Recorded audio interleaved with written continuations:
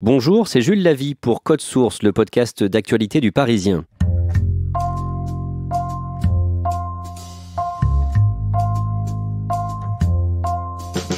Fumigène, chants, banderoles anti-OM, les ultra-parisiens s'en sont donnés à cœur joie le dimanche 27 octobre au Parc des Princes, pendant le Classico, remporté 4-0 par le PSG.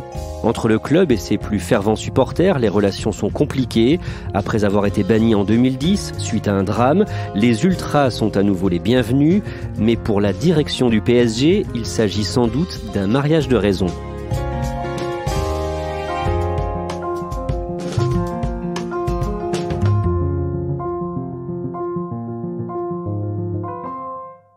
À mes côtés, Yves Leroy et Frédéric Goyard du service des sports du Parisien. Frédéric Goyard, pour raconter cette histoire, il faut remonter à 2010.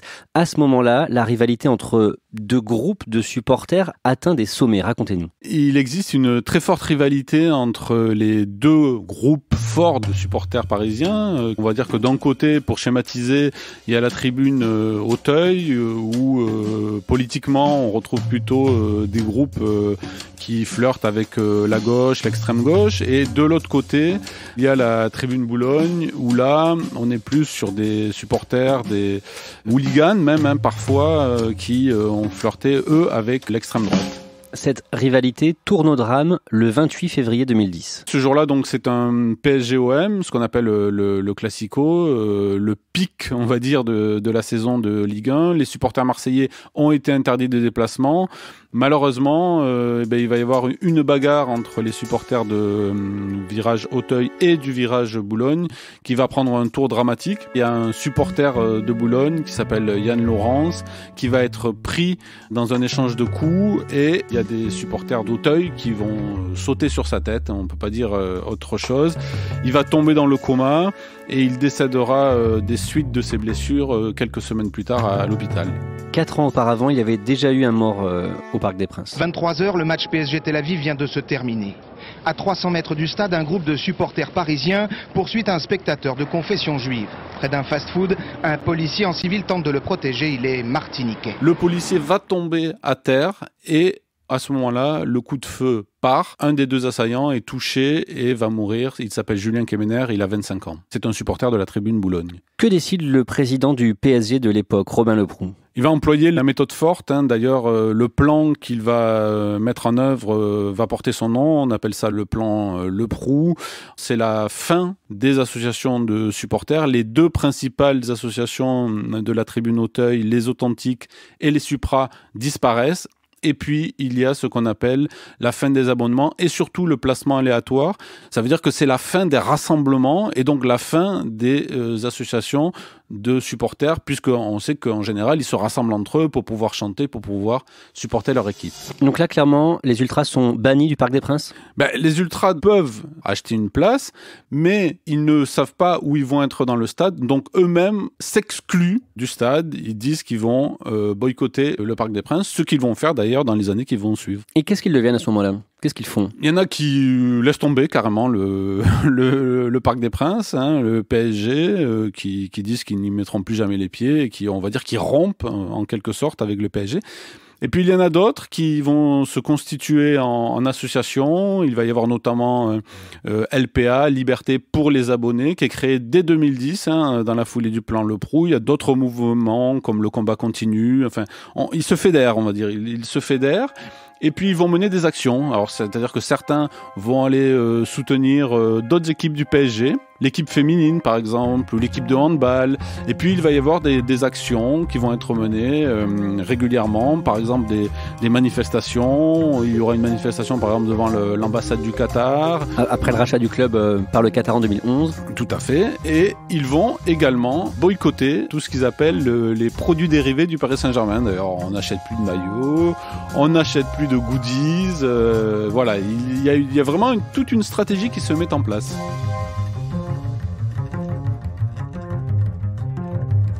Le 13 mai 2013, le Paris Saint-Germain fête son titre de champion de France à Paris, au Trocadéro, et la fête vire au cauchemar. Ce que voulaient ce jour-là les dirigeants du PSG, c'était le symbole. Les joueurs du PSG en train de soulever ce trophée avec en toile de fond la Tour Eiffel. Malheureusement, rien ne va se passer comme ils avaient prévu. Les joueurs du PSG ont eu à peine 5 minutes pour brandir le fameux trophée de champion de France. Des projectiles vont alors s'abattre sur la tribune officielle, obligeant les joueurs parisiens à battre en retrait dans la plus grande confusion. Des casseurs qui se sont mêlés aux milliers de supporters vont même jeter des barrières et des bouteilles cassées sur le service d'ordre. Une fête gâchée par des énergumènes qui seraient des ultras interdits de Parc des Princes depuis au moins 1 an. Grosse colère du président Nasser Al-Khelaifi au retour au Parc des Princes. Qu'est-ce qu'il dit d'un mot ? Il engueule les responsables de cette soirée qui a viré à la catastrophe. Jean-Claude Blanc, qui est à ce moment-là le directeur général délégué, en prend pour son grade. Le directeur de la sécurité également.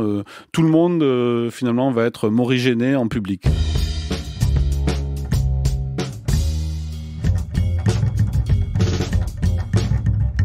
Yves Leroy, en 2016, les ultras du Paris Saint-Germain vont se fédérer. Oui, on arrive à un moment où les différentes associations sont assez organisées. Certaines se manifestent, on l'a dit, sur la voie publique. Et le PSG, dans le même temps, a mis en place une blacklist, refuse de vendre des places à certains supporters qui sont identifiés comme des anciens leaders des ultras ou des anciens membres importants. Et les supporters du PSG vont attaquer le PSG en justice et vont avoir des victoires, puisque ce n'est pas légal à ce moment-là. Et voilà, toutes ces associations qui ont un peu des modes d'action différents vont se rassembler autour du collectif Ultra Paris. On est au tout début de l'année 2016. Ils se voient, ils se mettent d'accord sur une ligne de conduite et ils essaient de communiquer un peu auprès des médias aussi pour dire que c'est un nouveau mouvement qui démarre avec une charte claire, c'est-à-dire pas de violence, pas de politique, pas de religion et surtout une distinction claire entre milieu ultra et milieu hooligan qui ont pu être un peu poreux au PSG pendant des années. D'un mot, qu'est-ce que ça veut dire cette différence ? La différence, c'est que les ultras encouragent leur club, font des tifos, mettent en place des animations, on va dire, dédient leur vie quasiment au club et à leur groupe. Et les hooligans se défendent leur club par la violence, ou en tout cas ont un attrait très fort pour la violence. Après, pour être clair, il y a aussi parfois des violences dans les milieux ultras, des dérapages, puisqu'on place son club et son groupe avant tout, et ça peut amener des conflits. Et dans ce cas-là, la défense peut parfois déraper, comme on l'a vu ces dernières années. Le collectif Ultra Paris, le CUP, est donc créé. Est-ce qu'il y a des anciens des 2 tribunes rivales dont on parlait, Boulogne et Auteuil ? Alors non, le collectif Ultra Paris ne fédère que des anciens de la tribune Auteuil. Ce qu'on nous dit au moment de la création, c'est qu'il y a eu des tentatives de contact avec des anciens groupes de Boulogne avec qui il n'y avait pas d'animosité particulière, mais qui n'ont pas souhaité prendre ce chemin-là. Toujours est-il que le collectif Ultra Paris représente l'ancien virage Auteuil, et d'ailleurs il va revenir dans le virage Auteuil. Le virage qui était plutôt à gauche. Oui, le virage plutôt à gauche. Encore une fois, ils indiquent qu'il désormais il n'y a plus de politique au stade, ce n'est plus affiché. Malgré tout, c'est un virage qui a la réputation dans le milieu ultra d'être plutôt à gauche. Décrivez-nous comment est l'ambiance au Parc des Princes à ce moment-là. L'ambiance, elle est extrêmement terne. Les supporters rivaux parlent d'ambiance de cathédrale, même certains supporters du PSG. Les joueurs se plaignent de l'ambiance. C'est assez calfeutré, on va dire. Certains joueurs, justement, vont pousser pour un retour des ultras au Parc des Princes. Ça se passe en plusieurs étapes. Ça se passe parfois dans des stades adverses quand le PSG va jouer à Saint-Etienne et qu'il y a une ambiance formidable. Il y a plusieurs joueurs en zone mixte. La zone mixte, c'est l'endroit où se croisent les joueurs et les journalistes qui disent on aimerait avoir une ambiance comme ça au Parc des Princes. Et il y a des choses un peu plus souterraines. C'est-à-dire qu'il y a quelques joueurs qui vont relayer le message des supporters et qui vont demander très clairement au président Al-Khelaifi un retour des supporters. Blaise Matuidi, qui est un joueur important du Paris Saint-Germain, va faire une petite vidéo où il appelle au retour tout simplement des supporters. Donc on voit qu'il y a des joueurs vraiment qui se positionnent. Frédéric Goyard, à partir de 2016, le président du club, Nasser El-Khelaifi, commence à se dire qu'il a besoin des ultras. Il y a un élément déclencheur en fait. Le Paris Saint-Germain est éliminé en quart de finale de la Ligue des Champions. C'est la 3e fois que ça lui arrive consécutivement.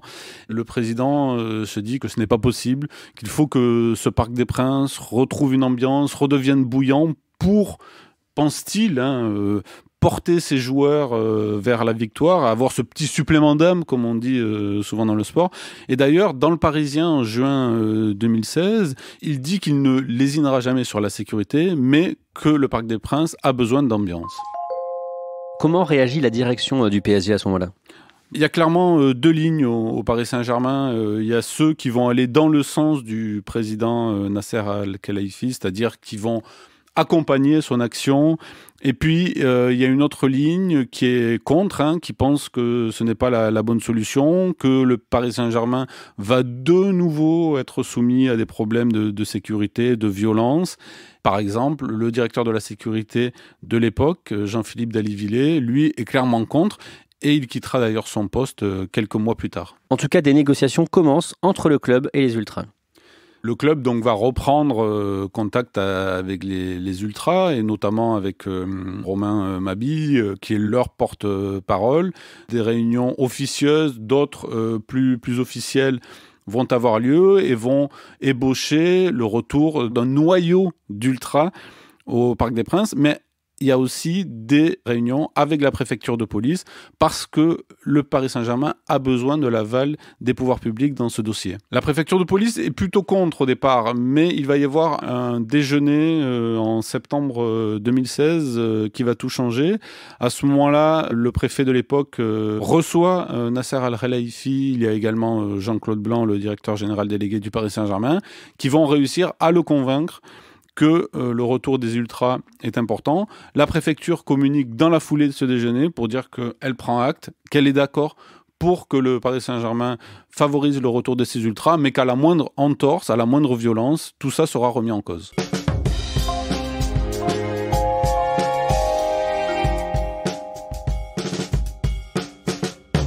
Les ultras sont autorisés à revenir officiellement au Parc des Princes dans la tribune Auteuil en octobre 2016 à l'occasion d'un PSG Bordeaux. Oui, on est le 1er octobre 2016 et il y a simplement une quinzaine de leaders des ultras qui rentrent dans la tribune pour fédérer 150, 200 membres qui sont déjà membres du collectif Ultra Paris et abonnés du Parc des Princes. Donc les leaders viennent avec des mégaphones, des tambours, ils animent la tribune, ça fait un petit COP de 200 personnes. Mais déjà ce jour-là, la préfecture de police interdit l'entrée à certains des leaders qui souhaitaient rentrer au stade parce qu'ils sont défavorablement connus, notamment ce jour-là, Romain Mabi ne peut pas rentrer dans la tribune. C'est une étape clé, c'est un premier pas. Ensuite, il y a des discussions suite à cette première qui s'est plus ou moins bien passée. Et ensuite, petit à petit, ça va prendre. Le club va autoriser un contingent de 150 à 200 personnes en déplacement.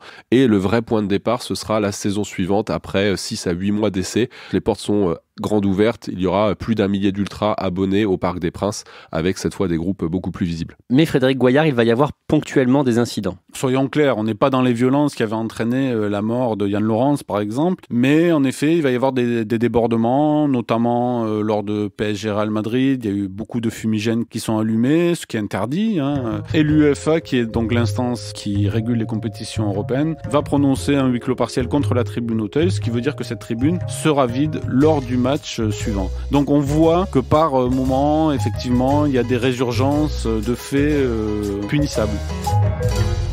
Et une ligne rouge est franchie le 4 octobre 2018. Yves Leroy, vous êtes présent à ce moment-là aux abords du Parc des Princes. Que se passe-t-il ? Oui, c'est un match de Ligue des Champions contre l'Étoile Rouge de Belgrade. Et donc ce jour-là, la tribune Auteuil est fermée sur une sanction. Donc les supporters parisiens sont placés dans une autre partie du stade, un petit contingent d'entre eux. Et ce jour-là, il y a une ambiance particulière puisque les ultras parisiens s'attendent à des affrontements éventuels avec les supporters serbes. Et donc les supporters parisiens arrivent dans un climat un peu hostile et ça va déraper complètement après le match, c'est-à-dire qu'avant la fin du match, des supporters ultras du PSG quittent la tribune, en rejoignent d'autres qui sont déjà devant, qui les attendent. Il va y avoir un mouvement avec des affrontements entre les supporters des deux camps.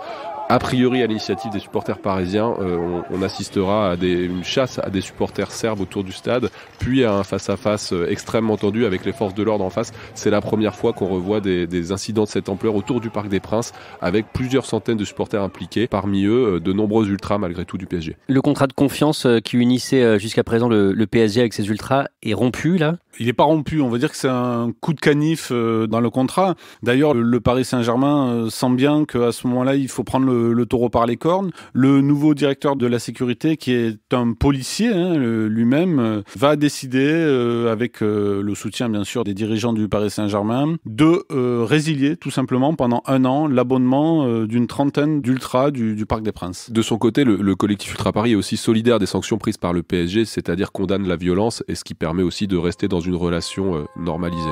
Le club, à ce moment-là, estime que ce n'est pas assez grave pour tout remettre en cause. Il n'y a pas eu non plus de blessés graves, ces débordements n'ont pas duré pendant toute la soirée. On va dire que l'incendie a été vite éteint, donc il a pris des mesures, mais des mesures qui permettent pour lui, à ce moment-là, de pacifier les relations avec ses supporters. Ils sont nombreux aujourd'hui, les ultras au Parc des Princes? Alors, les ultras sont 3000 à posséder une carte d'abonnés à leur association du collectif Ultra Paris. On appelle ça, ils sont cartés au CUP.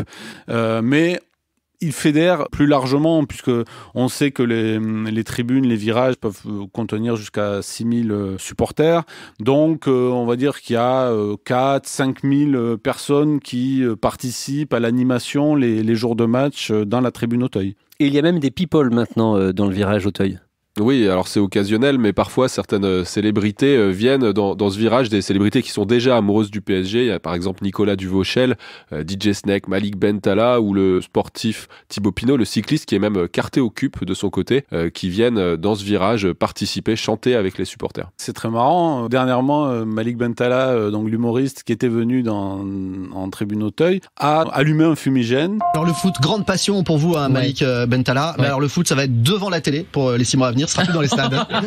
Qu'est-ce qui s'est passé? Alors, c'était un excès de joie. Le Paris Saint-Germain venait de battre le Real de Madrid 3-0 et je me suis dit bon, je vais m'ambiancer et j'ai pris le fumigène, j'ai allumé et on m'a allumé derrière. Sauf que c'est absolument interdit évidemment. Alors figurez-vous que je ne savais pas que c'était un délit. D'accord. Je pensais que c'était interdit, que j'allais avoir une amende au pire quand on m'a expliqué, mais je ne savais pas que c'était un délit répréhensible par la loi. Vous ne vous attendiez pas à la garde à vue? Absolument pas. Ça c'est du côté Auteuil. En ce qui concerne la tribune Boulogne, où il y avait donc des gens d'extrême droite en partie, est-ce qu'un retour des ultras est envisagé? Alors le club, évidemment, est extrêmement prudent puisqu'il ne veut pas reproduire les antagonismes du passé, mais il y a des associations qui essaient de reproduire le modèle d'Auteuil en tribune Boulogne, notamment une qui compte maintenant environ 100 membres, le Bloc Parisis. Alors la recette est tout simplement la même, c'est-à-dire on fait une charte, engagement, pas de violence, pas de politique, pas de religion. On dit qu'on est là pour encourager le club uniquement et pour rien d'autre.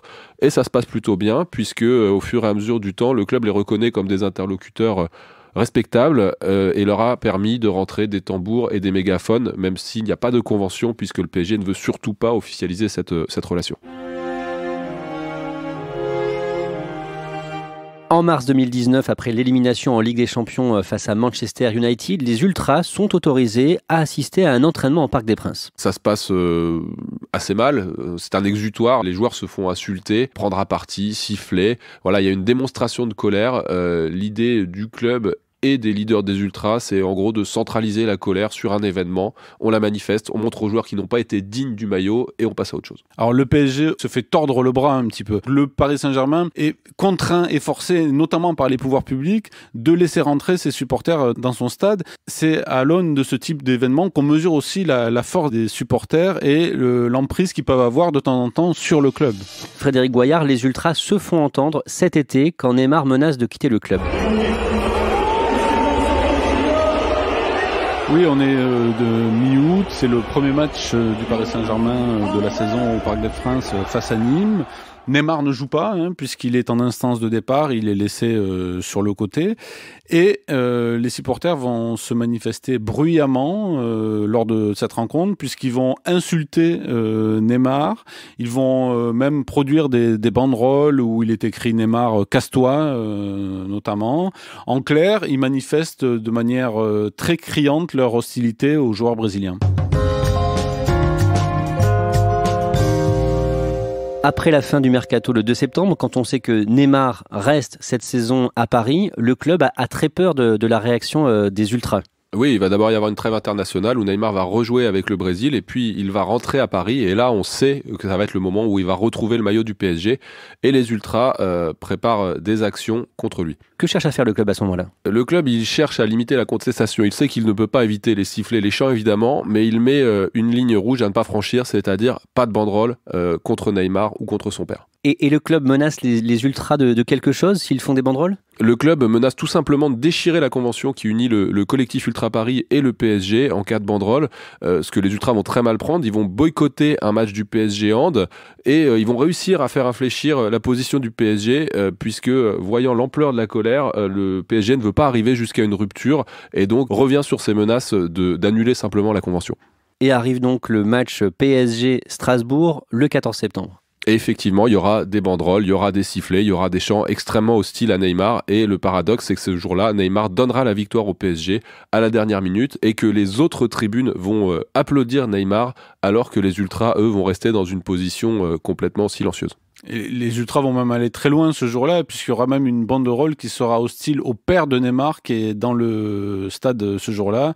Donc on voit qu'ils ont les coups des franges pour faire ce qu'ils veulent ce jour-là en termes de banderole. Et donc malgré ça, le club ne déchire pas la convention qui l'unit avec le mouvement d'ultra, le CUP. Non, parce qu'on l'a dit, ils ont acquis une certaine influence et le PSG n'est pas prêt à revenir en arrière et finalement va estimer que des banderoles, ça peut être acceptable. Est-ce que la direction du club peut réussir à gérer ces ultras et à éviter des violences à l'avenir ? Le PSG en tout cas estime que justement c'est plutôt par la discussion et la concertation qu'il va y arriver. Il ne va pas repartir dans une situation de rupture. On voit qu'il peut y avoir des coups de chaud, des désaccords, mais avec les leaders et notamment avec le président Romain Mabille, il y a une certaine confiance pour essayer de maintenir ça dans des limites raisonnables, disons. Et puis il y a un autre enjeu majeur des années qui vont venir, c'est est-ce que le PSG va vouloir et s'il le veut va réussir à recréer une ambiance et une tribune d'ultra à Boulogne sans que ça vienne interférer entre les deux tribunes avec des violences comme on l'a vu par le passé. Donc il y a vraiment une marge de manœuvre étroite et puis des enjeux majeurs dans les années qui viennent. Merci à Yves Leroy et Frédéric Goyard. Code Source est le podcast d'actualité du Parisien. Épisode conçu et préparé par Marion Botorel, production Clara Garnier-Amouroux, réalisation Alexandre Ferreira et Benoît Gillon. Si vous aimez Code Source, n'hésitez pas à en parler à vos proches ou sur les réseaux sociaux. Nous sommes disponibles sur leparisien.fr, toutes les applications de podcast, mais aussi Deezer et Spotify. Et vous pouvez dialoguer avec nous par Twitter ou à l'adresse codesource@leparisien.fr.